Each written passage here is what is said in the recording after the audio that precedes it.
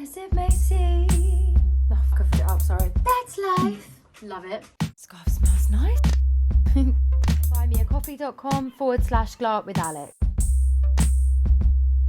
Okay, so today we are looking at That's Life. We're going to be looking at the Smash version rather than the Frank Sinatra version, but any version really. This is just the particular one that I felt like performing and sharing with you all. We're going to be looking at a few things. We're going to be looking at timing, style, and dynamic. This is a perfect one to end this little batch because it's kind of like you get your footing with the first one, you get to experiment with your more theatrical nature in the second one, and this one I really want you to be yourselves as much, or a character. You know, I need you to get the message of this song across. Everyone needs this song at this time in our lives. Really, let's get to work and let's get this together because I'm so excited to do this one. So let's first of all get the stats of the song. Why don't I have these notes on here? The key is in F minor and it's 77 BPM. The people who've reworked this song, they're kind of musical theatre people. They'd worked with, they've done stuff in the SpongeBob musical, Random, Hairspray, Mary Poppins. It feels like an updated diva-vised version of the song. I think it's great. I really do like this. It's got such a great feel to it. You know, it doesn't feel like a musical theatre song. The original writers of this song, That's Life, Dean Kay, who's a really interesting character, and he's like a big wig in the industry. He seems to want to stay connected and like of service in the industry still, so he hasn't gotten lost and gone through all of these things. You know, he's on the board of ASCAP, which is the Publishing and Songwriters Guild. That's not what it's called. It's the American Society of Composers, Authors and Publishers. He helped develop Oscar Hammerstein II, Cole Porter and Elton John. So it's a really big deal, but he releases a music industry kind of newsletter, the latest technology and stuff, and so I think that's really great. So yeah, the list is the Dean's list, and if you're interested in the music industry in general, check him out. It was written by two people, Dean Kay and Kelly Gordon. And Kelly Gordon, he worked with Aretha and he also did some music with the Temptations too. So he's got a really nice soul flavour to him. His Defunct album contains the first recording of this song and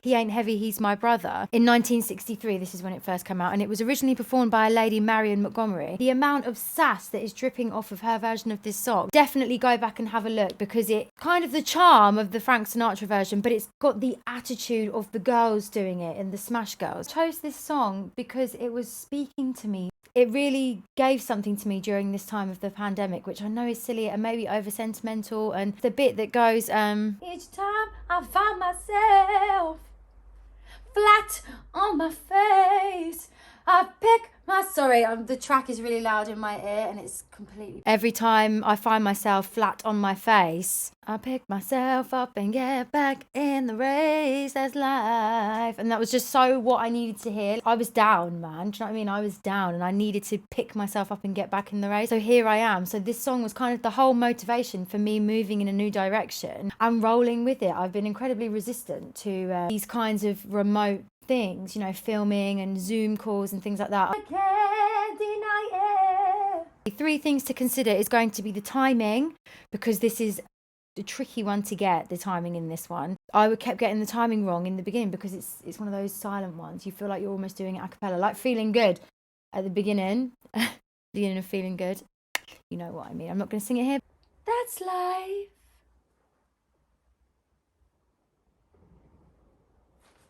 I'm sorry. Please, you really do have to repeat this song to get the timing and the phrasing, honestly. The challenge with this song is because it is so well known and because we do know this song a lot. We know That's Life, yeah, cliche, blah, blah, blah. Oh, the lights are on, yay. The beauty of the Frank Sinatra version especially is that it's just conversational and you can hear the nuance and the inner smile in his voice. And it's just great, really. It's just great. They're both great. Great version by the Smash people. And Frank Sinatra also does a great version because, of course, it wasn't him originally that sang it. You know, it wasn't even on this note that I've got on my computer. It's underlined every single... That's life. Then you got to find your own way with that.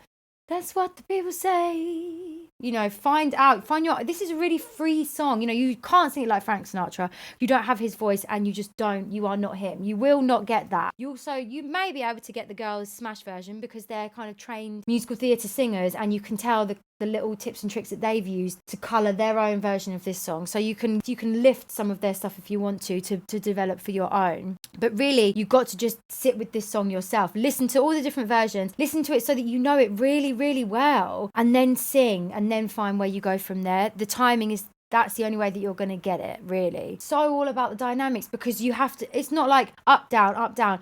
It's a subtle build all the way through, from going for no music, just the piano and the singer, and then all the way to the end, everything comes in. You want to get it in the nuance of the words and the lyrics and the story and the tongue-in-cheek. Don't be afraid to leave the silence. Let the tension hang.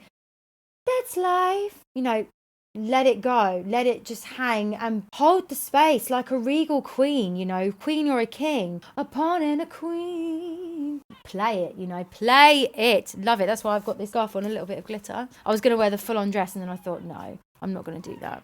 Calm down, it's just a tutorial. Put your own feel into the phrasing. So just like Frank did, just like the other two did, especially Marion as well, she's got her whole own way of doing it. It's really going to come from how would you actually say these lyrics? That's life, that's what the people say. You're riding high in April and shut down in May, but I know I'm gonna change that too. How would you say it? How would you say someone like this is, then I'm back on top in June. I said that's life. You know, really go for it. Be yourself. This is a perfect song to really showcase who you are. Let's move on to the next part, style. That kind of comes from having the timing down so that you're comfortable enough to then lean into your own personality with it. You know, it comes from putting your own feel into the phrasing, but this is more about leaning into the vowels, leaning into the consonants, leaning into your accent, you know. Some of it I think I left in quite English, some of it I just went for the most useful vowel sound that was there. Yeah, I've got written here, the story demands style and cool. It does. It's not overconfident. It's motivating. I keep losing my words on here. It's not heroic.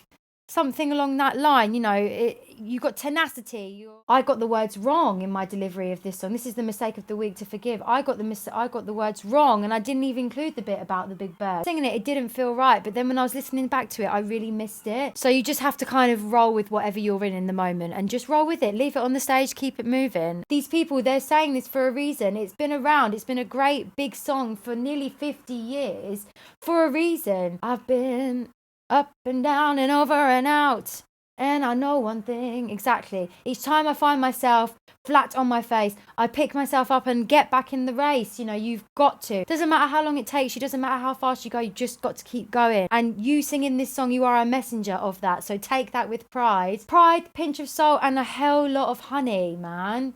And if you can't find the truth in it, you think you feel a bit silly, play a character, play Frank Sinatra, play Catherine McPhee, play anyone who you think, great. There's so many people who I think would do so well for that. And if that helps you to just get in the space of someone else, do it. Do it. Dynamics. You've got to lean into this. And so you've built up the timing, you've built up the phrasing, you've kind of created your character. Now, let it go. Let it go. Think of it as a monologue and think how you're going to keep the audience captivated for the whole time. I absolutely flopped the ending of my performance video. I am gutted about it. I could do that, but I probably shouldn't. So you're watching it and you're thinking, Alex, that wasn't right. I know. Absolutely gutted. Don't be afraid to push yourself. Learn from my mistakes, but that's the mistake of this week to forgive. And I've got some AOB. What do I have in some AOB? Again, the placement, the inner smile. If you use the inner smile when you're communicating a song like this, it makes it sound like you've got this reflective quality and that you're giving yourself a break and you're directing some smile towards yourself, inner smile, you know, you're kind of having a laugh at yourself, you're sending yourself some healing, good, warm vibe. Let that come through in this song so that other people feel that compassion for themselves too, you know. I'm going to attach a really great article on the bottom of this video actually, and I'll include it in my Medium article too. Judy Rodman, her blog post about the inner smile versus the grimace. Talk more about that when we've got songs with some more twang in, but the inner smile can also be called the Mona Lisa smile. So you want to be thinking about this in your vibe. Look at the light. They just do what they want, hun. They really do. I'm not going to touch anything to the end of this video because I think that the take that I got on the performance video is fine. So thank you for watching this series. We've had When We Were Young, Sledgehammer, and That's Life. 3 performance videos, 3 tutorial videos in one batch. And yeah, join me on the mat for your yoga practice. Don't think I've forgotten about that because I haven't. And see you next time. You have been watching Glow Up with Alex. My Instagram is Sunset Soul Sister. My Twitter handle is Sunset Soul Sissy. Thank you so much. Subscribe if you haven't. buymeacoffee.com/glow up with Alex. buymeacoffee.com/glow up with Alex if you feel like it. Let me know what you thought about this series, and let me know what you think about the yoga practices as well. I'm really excited to get those working a bit more of a fluid way. But yeah, let me know if there's anything else you'd like to see, or if there's any songs in particular that you'd like me to focus on. I'm open to ideas for sure. Post your performance videos in response to this video. Yeah, thank you so much, guys. Mwah.